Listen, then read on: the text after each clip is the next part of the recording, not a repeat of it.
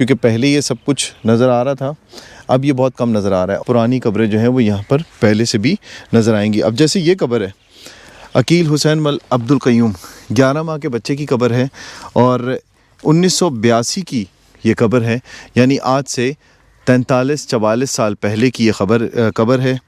आप फिर अंदाज़ा लगा सकते हैं कि कब से ये आबाद होगा। इससे पुरानी भी यहाँ पर कब्रें नज़र आ रही होंगी आपको। ये भी 8 से 7 माह के बच्चे की है और ये जो है ये 1980 की नज़र आ रही है मुझे।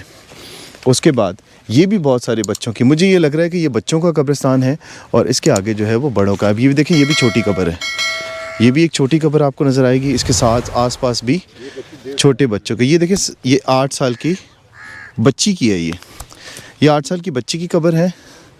और इसी तरह से आसपास आपको बहुत सारी, ज़्यादातर जो है वो बच्चों की कब्रें नज़र आ रही हैं यहाँ पर। ये देखें, ये निशा वल्द रुस्तम 2022 की इसकी वफ़ात है और इसी तरह से ये छोटे छोटे बच्चों की कब्रें नज़र आ रही हैं आपको।